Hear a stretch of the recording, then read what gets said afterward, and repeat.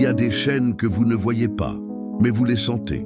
Peut-être ce soir, en rentrant chez vous, vous avez senti cette tension, cette atmosphère lourde qui précède une dispute que vous connaissez par cœur.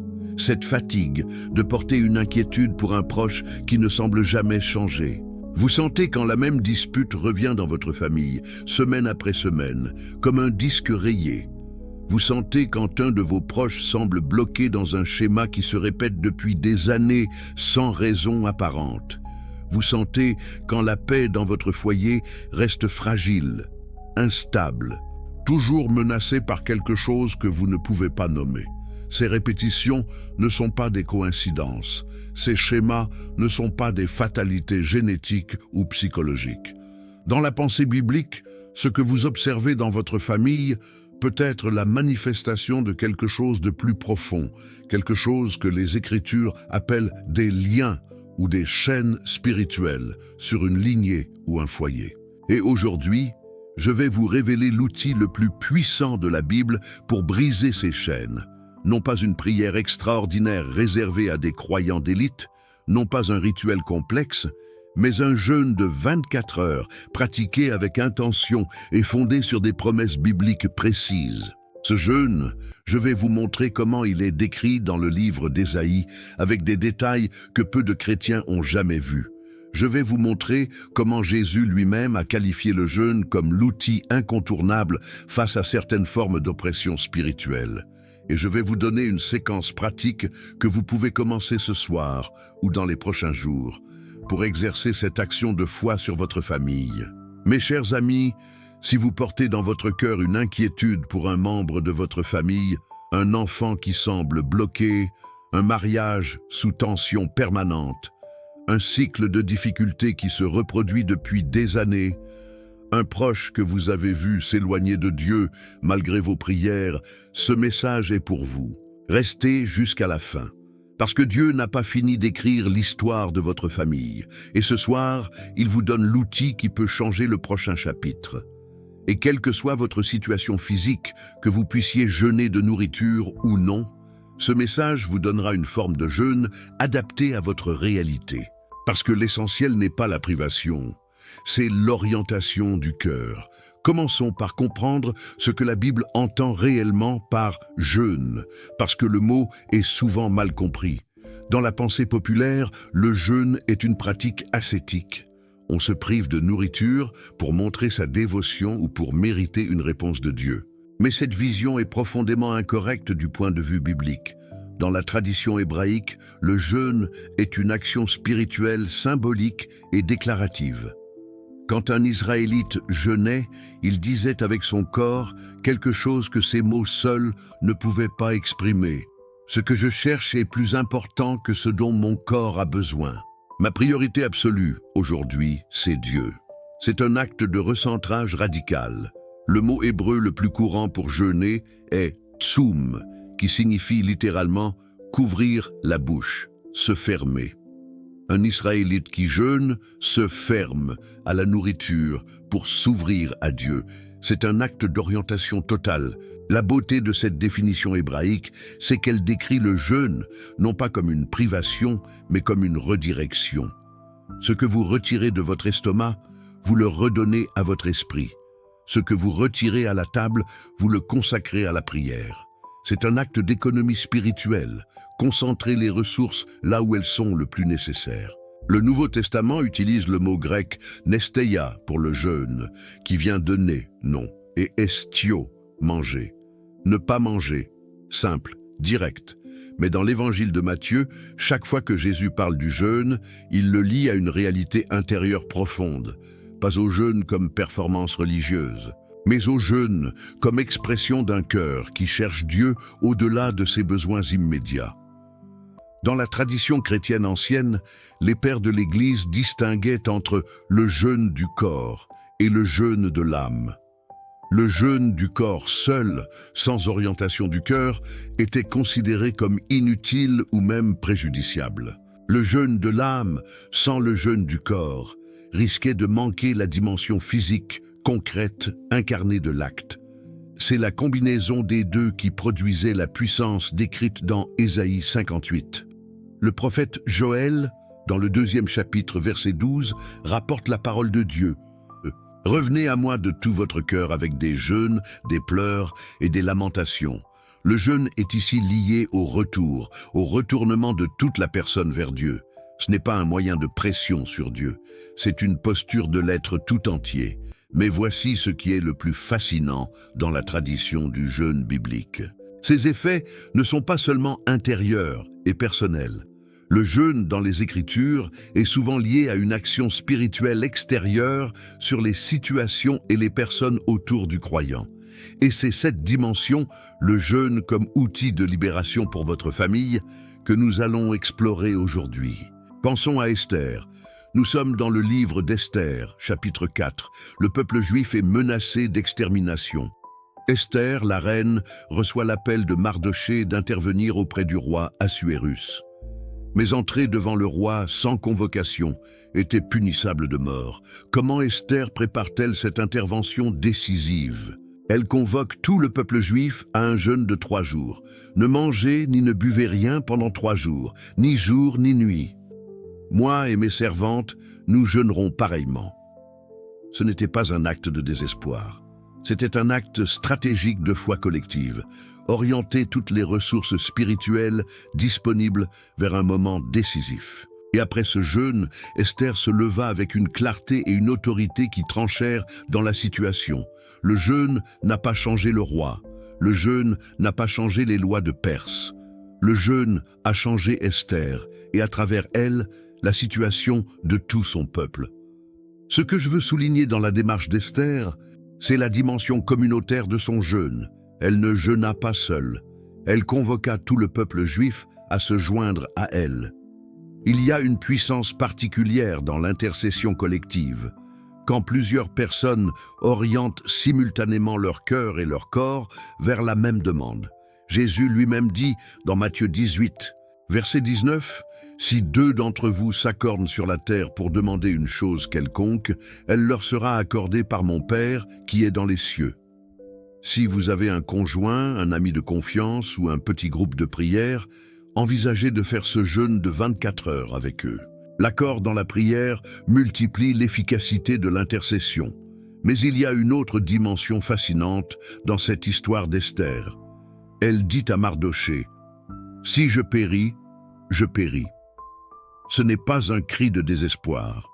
C'est la déclaration d'un être humain qui a décidé d'agir selon sa conviction, en laissant le résultat entre les mains de Dieu. Le jeûne d'Esther était accompagné d'un lâcher-prise sur l'issue. Elle n'essayait pas de contrôler le résultat par son jeûne. Elle s'orientait totalement vers Dieu et laissait Dieu agir à sa manière. C'est cette posture, agir avec conviction tout en laissant le résultat à Dieu, qui caractérise le jeûne authentique. Vous ne pouvez pas forcer Dieu à agir. Vous pouvez vous positionner dans la posture de foi maximale et laisser Dieu faire ce que vous ne pouvez pas faire. C'est ce que le jeûne de 24 heures peut faire pour votre famille. Non pas changer les gens autour de vous par magie, mais vous équiper d'une clarté, d'une autorité et d'une sensibilité spirituelle accrue qui va transformer votre approche des situations difficiles dans votre foyer. Mais Ésaïe 58 va encore plus loin. Et c'est là que nous entrons dans le cœur de la révélation de ce message. Si cette révélation sur le jeûne et la famille résonne en vous, et cliquez sur le bouton « J'aime maintenant ».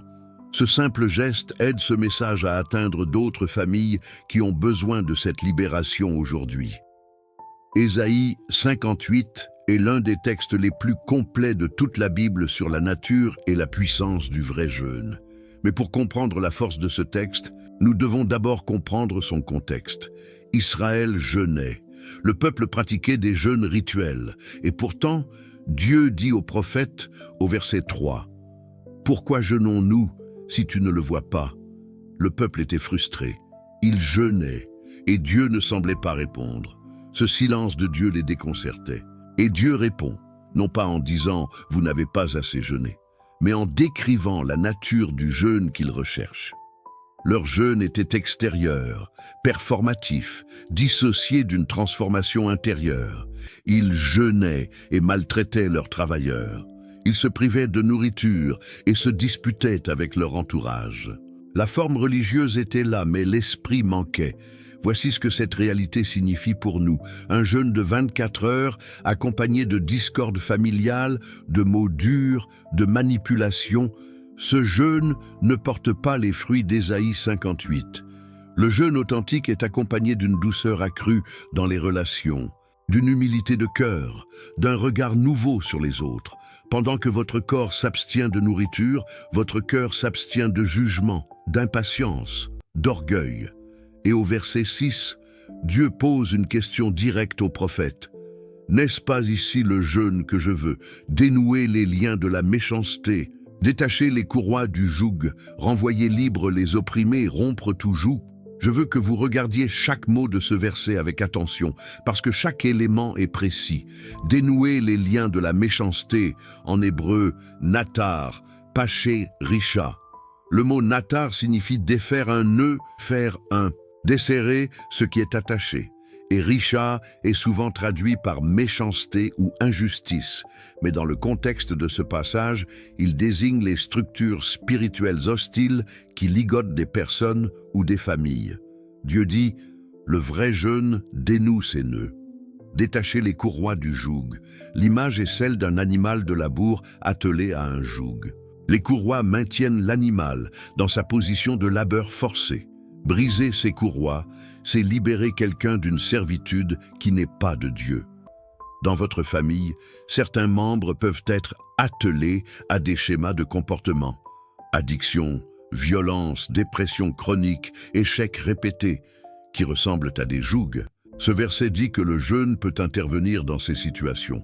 Renvoyer libres les opprimés, shalach, envoyer, libérer, ratsutz, fracassés, brisés, opprimés. Il y a des personnes dans nos familles qui sont fracassées de l'intérieur, dont l'oppression n'est pas seulement émotionnelle ou psychologique, mais porte une dimension spirituelle. Le jeûne est présenté ici comme un levier de libération pour ces personnes. Rompre tout joug. Pas certains jougs, tout joug. L'inclusivité de cette promesse est remarquable. Il n'y a pas de situation familiale trop complexe ou trop ancienne pour être hors de portée de ce jeûne. Dieu ne fait pas de distinction entre les situations faciles et les situations impossibles. Et au verset 7 à 9, après avoir décrit le vrai jeûne, Dieu enchaîne sur les promesses qui accompagnent ce jeûne. Ta lumière se lèvera comme l'aurore. Tu appelleras et l'Éternel répondra. Et tu produiras de l'eau comme une source qui ne tarit pas. Le mot hébreu pour source, ici, est gal, une source qui jaillit de l'intérieur, pas une citerne qui se remplit de l'extérieur. Le jeûne, selon Ésaïe, ne produit pas une bénédiction externe, quantifiable, mesurable. Il produit une transformation interne, une source de grâce qui coule de l'intérieur et qui se déverse sur les situations autour de vous. Voici ce que cette révélation signifie pour votre famille, concrètement. Quand vous jeûnez avec l'intention d'Ésaïe 58, non pas pour mériter quelque chose, mais pour vous positionner dans la posture de Dieu libérateur, votre prière pour votre famille n'est plus une demande ordinaire. Elle devient une intercession prophétique. Vous parlez au nom de Dieu sur les situations et les personnes qui vous sont chères. La différence entre une prière ordinaire et une intercession fondée sur le jeûne est une différence d'autorité. Quand vous priez pour votre mari, votre femme, vos enfants, vos parents depuis un lieu de faim physique consenti, vous avez recentré toutes vos ressources sur cette priorité. Et quelque chose dans le monde spirituel reconnaît cette intensité d'intention. Permettez-moi d'explorer encore un aspect de la promesse d'Ésaïe 58 que nous n'avons pas encore vu. Au verset 8e, Dieu dit « Ta lumière se lèvera comme l'aurore, et ta guérison paraîtra promptement. Ta justice marchera devant toi, et la gloire de l'Éternel sera ton arrière-garde. » La gloire de l'Éternel sera ton arrière-garde. Cette image militaire est saisissante. L'arrière-garde est la protection qui couvre l'armée par derrière, qui empêche les attaques surprises par l'arrière. Dieu dit, « Non seulement je marcherai devant toi, mais je couvrirai aussi tes arrières. » Une famille qui jeûne et prie est une famille couverte, devant et derrière. Et le verset 9 continue. Alors tu appelleras et l'Éternel répondra. Tu crieras et il dira, me voici. Me voici. En hébreu, Hineni, c'est la réponse d'Abraham quand Dieu l'appelle. C'est la réponse de Moïse dans le buisson ardent. C'est la réponse d'Ésaïe quand Dieu dit, qui enverrai-je? Ce Hineni est la présence active et immédiate de Dieu. Le jeûne ouvre ce canal, celui par lequel Dieu répond « Me voici » à vos appels pour votre famille. Les théologiens ont longtemps débattu du mécanisme précis par lequel le jeûne agit sur les situations spirituelles. Mais ce débat manque parfois l'essentiel. La Bible ne nous demande pas de comprendre le mécanisme. Elle nous invite à l'expérience. Ésaïe ne dit pas « Voici comment fonctionne théologiquement le jeûne ».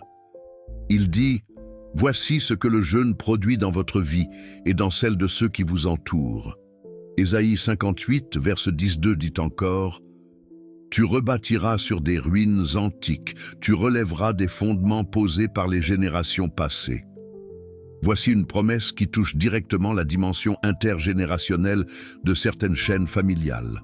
Si votre famille porte des schémas qui remontent à plusieurs générations, une tendance à l'addiction qui se transmet de père en fils, un schéma de rupture relationnelle qui se répète, une prédisposition à la dépression ou à la violence, le jeûne avec cette intention spécifique peut intervenir sur ces racines profondes.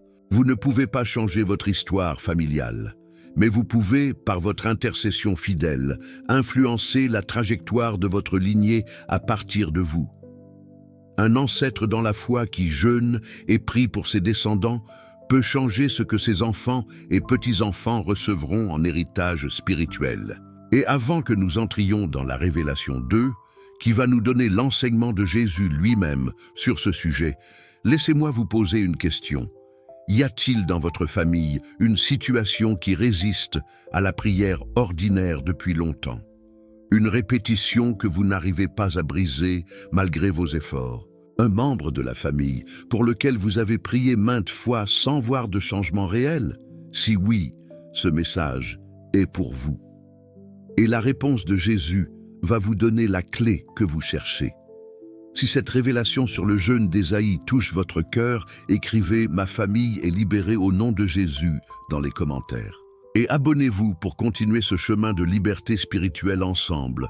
Voici la question que la première révélation laisse ouverte.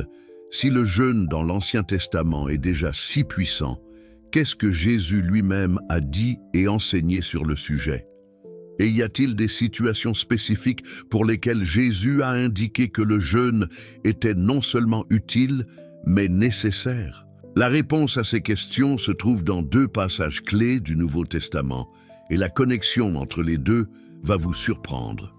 Le premier passage, Matthieu 17, versets 14 à 21.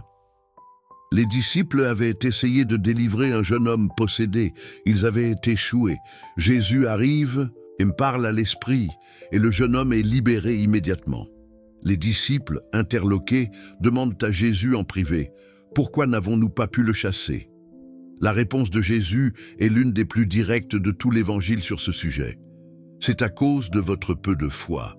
Car je vous le dis en vérité, si vous avez de la foi comme un grain de sénévé, vous direz à cette montagne, « Transporte-toi d'ici là » et elle se transportera, et rien ne vous sera impossible.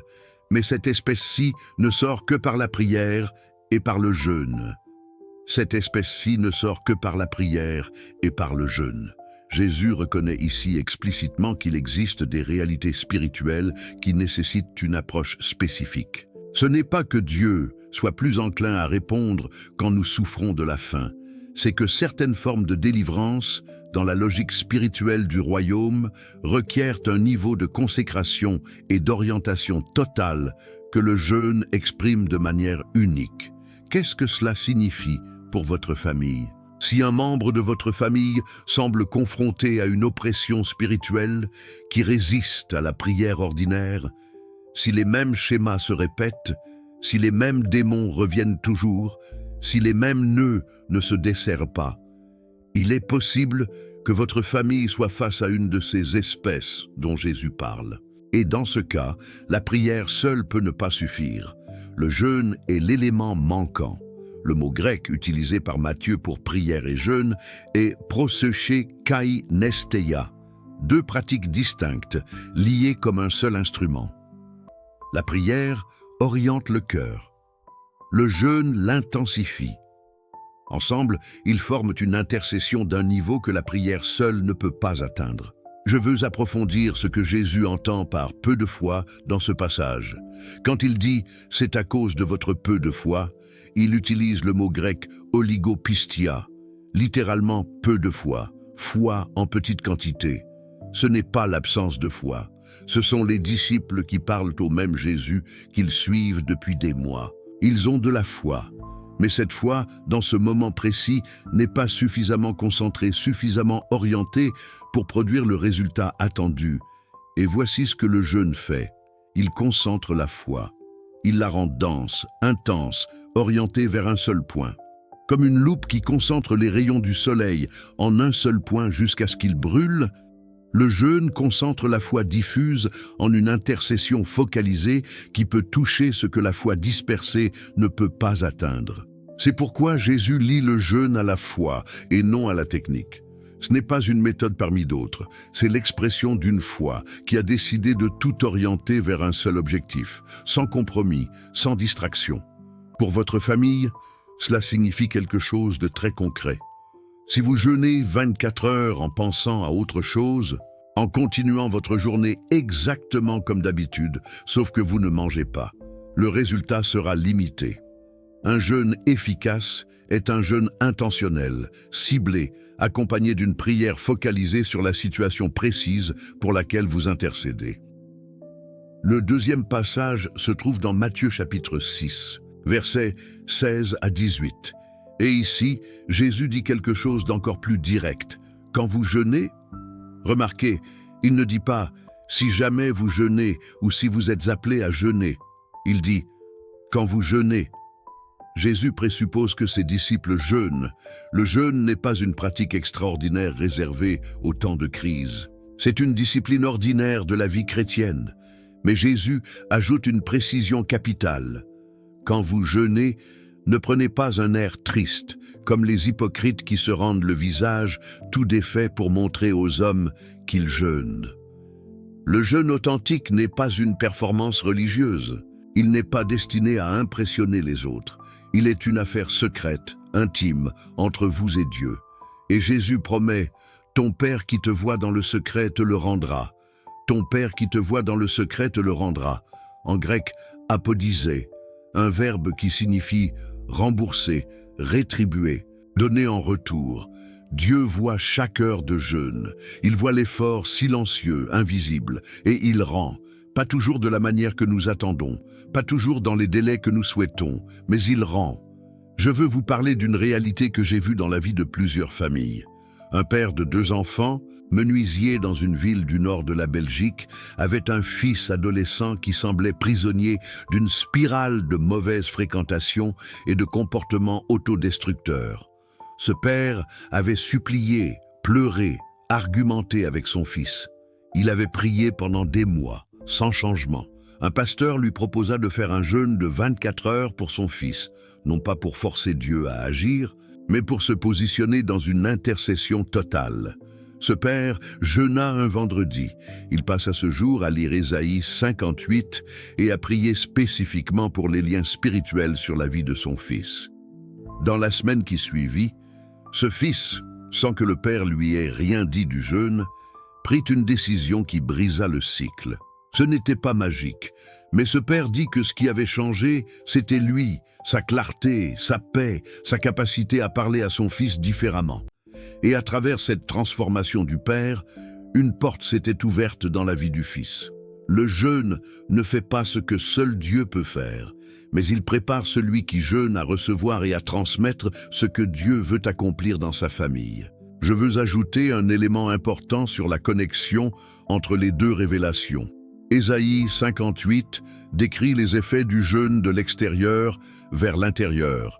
Les situations changent, les jougs sont brisés. Jésus, dans Matthieu 6, décrit le même jeûne de l'intérieur vers l'extérieur. Le Père voit le secret, le Père récompense dans le secret. Ces deux mouvements sont les deux faces du même processus. Quand vous jeûnez, quelque chose change dans vous, une clarté nouvelle, une sensibilité accrue à la présence de Dieu, une paix qui dépasse la compréhension. Et à travers ce changement intérieur, votre manière d'être avec votre famille change. Vous parlez différemment, vous écoutez différemment, vous réagissez différemment dans les moments de tension. Et parfois, c'est ce changement en vous qui est la réponse que Dieu attendait pour que quelque chose change dans les autres. Le mari qui jeûne et prie pour son mariage ne se contente pas de demander à Dieu de changer sa femme. Il laisse Dieu changer en lui ce qui contribuait au problème. La mère qui jeûne pour son fils difficile ne cherche pas seulement à déplacer une influence extérieure, elle s'équipe d'une patience, d'une sagesse et d'un amour nouveau qui peuvent traverser là où les mots ne passaient plus. Et maintenant, nous allons assembler tout ce que nous avons vu en une application concrète que vous pouvez commencer ce soir. La révélation finale qui unit tout ce que nous avons vu est celle-ci. Le jeûne de 24 heures n'est pas une pratique de dernier recours pour les situations désespérées. C'est une arme ordinaire du croyant, un outil prophétique que Dieu a placé dans les mains de tout parent, tout conjoint, tout fils ou fille qui veut exercer une intercession efficace pour les chaînes invisibles de sa famille. Je veux répondre à une question pratique que beaucoup d'entre vous se posent peut-être. Est-ce que le jeûne de 24 heures est accessible à tout le monde? La réponse courte est oui, mais avec discernement. Si vous avez des conditions médicales, diabète, troubles alimentaires, grossesse, allaitement, consultez votre médecin avant de jeûner de la nourriture. Et sachez que le principe du jeûne peut s'appliquer différemment. Un jeûne de médias numériques, un jeûne d'une activité de loisir que vous aimez, un jeûne d'un repas plutôt que d'une journée entière, l'essentiel est l'intention de redirection vers Dieu. La forme est secondaire. Pour ceux qui peuvent jeûner de nourriture, voici un conseil pratique. Boire beaucoup d'eau tout au long de la journée. Évitez les activités physiques intenses. Et si vous sentez une faiblesse importante, mangez quelque chose de léger. Dieu ne veut pas vous blesser. Il veut vous rencontrer. La souffrance physique n'est pas l'objectif. Ce qui compte, c'est l'intention. C'est la décision délibérée de consacrer ce temps à Dieu et à votre famille. C'est le signal que vous envoyez à votre propre cœur et au ciel. Aujourd'hui, ma famille est ma priorité absolue et je l'exprime avec mon corps. Dieu honore toujours les gestes de foi sincères, quelle que soit leur forme. Ce qui importe, c'est le cœur derrière l'acte, pas la perfection de l'acte lui-même. Voici comment pratiquer ce jeûne de libération familiale en 5 étapes. Première étape, choisir la date et l'intention. Décidez d'une date dans les 7 prochains jours. De préférence, un jour où votre agenda vous permet de consacrer du temps à la prière. Ce n'est pas un jour zéro, c'est un jour de priorité totale. Le soir précédant le jeûne, mangez normalement. Préparez votre cœur avant de dormir. Écrivez sur un papier les noms des personnes pour lesquelles vous jeûnez et les chaînes que vous voulez voir brisées. Soyez spécifique, pas « ma famille » en général, mais « Pierre ou mon mariage ou la dépression qui revient sur ma fille chaque hiver ». Le lendemain matin, commencez votre jeûne avec une déclaration simple. « Seigneur, ce jeûne est pour nommer les personnes de votre famille. Je le dédie à la libération de nommer les chaînes, la division, l'addiction, le schéma de conflit, la stagnation. » Cette déclaration verbale n'est pas optionnelle. Dans la tradition biblique, les déclarations prononcées à voix haute ont une dimension spirituelle que les pensées silencieuses n'ont pas. Quand vous dites à voix haute « Ce jeûne est dédié à ma famille », vous posez une fondation d'intention qui orientera toute la journée. Deuxième étape, lire Ésaïe 58 au début du jeûne. Lisez ce chapitre à voix haute, lentement, comme si vous le lisiez pour la première fois. Laissez les mots créer une vision dans votre esprit de ce que Dieu veut accomplir, particulièrement les versets 6 à 9, et déclarez-les sur votre famille, en substituant les pronoms génériques par les noms spécifiques des personnes que vous portez dans ce jeûne. Par exemple, au lieu de renvoyer libres les opprimés, dites « Seigneur, Au nom de Jésus, je déclare que Pierre est libéré, que les liens sur sa vie sont dénoués, que le joug qui le tient est brisé ce jour. Ce passage de la lecture générale à la déclaration personnelle est le moment où Ésaïe 58 devient votre prière d'intercession. Troisième étape, priez à 3 moments de la journée. Au matin, intercession de consécration. Prenez 15 minutes. Ne commencez pas par vos demandes. Commencez par l'adoration. Dites à Dieu qui il est. Tu es le libérateur. Tu es celui qui brise les jougs. Tu es l'Éternel qui répond quand nous crions. Et ensuite seulement, Seigneur, je me donne à toi aujourd'hui. Mon corps est vide pour que mon esprit soit plein de toi. À midi, intercession de combat. C'est le moment le plus intense du jeûne. Votre corps ressent la faim, votre esprit est plus aigu qu'à l'habitude. Utilisez cette sensibilité accrue. Priez spécifiquement sur les liens identifiés. Nommez-les. Déclarez que vous les brisez au nom de Jésus. Citez Ésaïe 58, verset 6.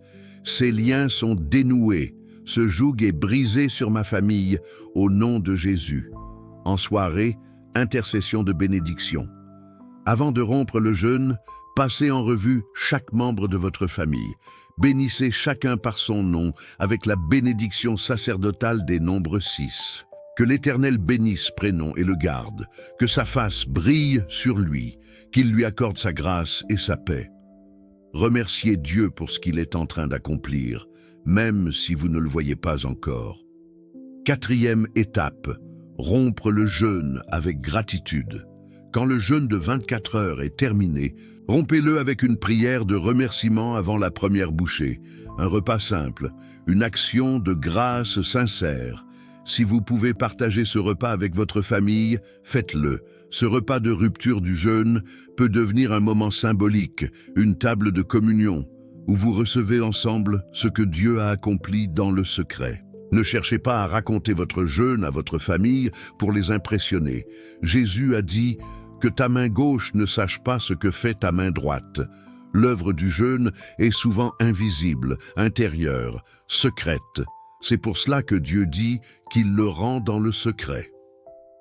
Cinquième étape, observer et tenir un journal. Dans les jours et les semaines qui suivent, notez ce que vous observez dans votre famille.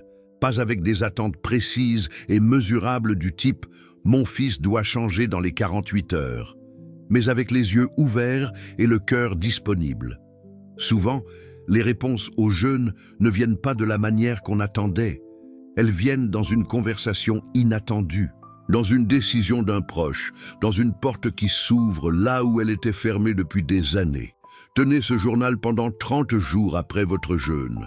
À la fin de ces 30 jours, relisez-le. Vous serez souvent surpris de voir des fils conducteurs que vous n'aviez pas remarqués en temps réel. Beaucoup de croyants qui ont pratiqué cette discipline du journal d'intercession témoignent qu'ils ont ainsi pu mesurer la fidélité de Dieu de manière concrète. Et cette constatation a renforcé leur foi pour les prochaines saisons de prière. La foi chrétienne n'est pas une magie à effet garanti, mais c'est une relation avec un Dieu vivant qui agit, qui répond, qui libère. Et le jeûne est l'un des moyens les plus puissants de signaler à Dieu et à votre propre cœur que vous croyez vraiment à cette relation.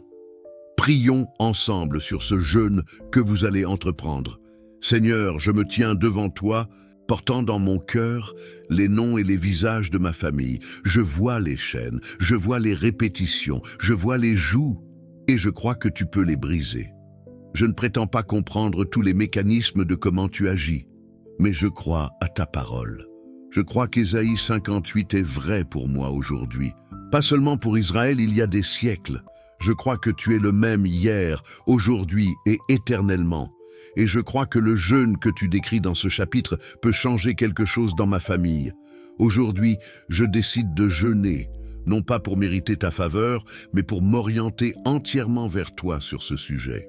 Je lis avec foi la promesse d'Ésaïe 58, que ce jeûne dénouera les liens sur ma famille, que les jougs seront brisés, que les opprimés seront libérés. Je déclare au nom de Jésus, avec l'autorité que tu m'as donnée en tant que membre de ta famille, héritier de ta promesse, les chaînes invisibles sur ma famille sont brisées. Ce qui se répète depuis des années peut s'arrêter ce jour. Ce qui était fermé peut s'ouvrir. Ce qui était mort peut revivre. Seigneur, change-moi d'abord. Avant de changer les situations autour de moi, change en moi ce qui contribue au problème. Équipe-moi d'une clarté nouvelle pour voir mes proches comme tu les vois. D'une patience nouvelle pour supporter ce que je ne comprends pas encore. D'un amour nouveau, pas un amour de circonstance, mais l'amour de Dieu versé dans mon cœur par ton Esprit Saint. Et à travers ce changement en moi, fais couler ta grâce sur ceux que j'aime. Que mes proches sentent quelque chose de différent en moi après ce jeûne. Que la douceur et la paix de Dieu habitent notre foyer d'une manière nouvelle. Je te remercie d'avance pour la libération qui vient. Je la reçois par la foi, même avant de la voir. Au nom de Jésus, Amen. Votre jeûne de demain ou de cette semaine est peut-être le geste décisif que vos enfants, vos petits-enfants ou votre conjoint attendaient sans le savoir. Ce geste ne produira peut-être pas de résultats spectaculaires et immédiats, mais il posera une pierre dans la fondation spirituelle de votre famille, une pierre posée dans la foi, dans la confiance, dans la certitude que Dieu voit, Dieu entend et Dieu agit. Comme Esther, vous pouvez vous lever dans le courage de l'intercession en disant « Si je péris, mais je ferai ma part. » Et comme Ésaïe l'avait prophétisé, votre lumière se lèvera comme l'aurore et votre guérison paraîtra promptement. L'ère de la stagnation dans votre famille peut se terminer à partir d'un jeûne de 24 heures fait avec foi, pas par votre mérite, par la grâce de celui qui a promis. Tu appelleras et je répondrai. Un Amen dans les commentaires rejoindra d'autres familles qui déclarent la même libération ce soir. Partagez ce message avec tout proche qui porte une famille dans la prière et qui cherche un outil concret et biblique. Merci infiniment pour votre présence et pour votre foi, la foi qui vous a conduit jusqu'ici, la foi qui vous conduira jusqu'au bout de l'œuvre que Dieu commence dans votre famille ce soir. Et pour continuer à approfondir la puissance de l'intercession pour votre famille, je vous invite à découvrir notre enseignement sur la prière prophétique. Comment prier sur les situations avec autorité, clarté et persistance, et comment discerner les réponses de Dieu dans votre vie quotidienne. Ce prochain enseignement vous donnera les outils pour maintenir ce que le jeûne a ouvert et pour continuer à avancer dans la libération que Dieu commence dans votre famille ce soir. Le lien vous attend ici.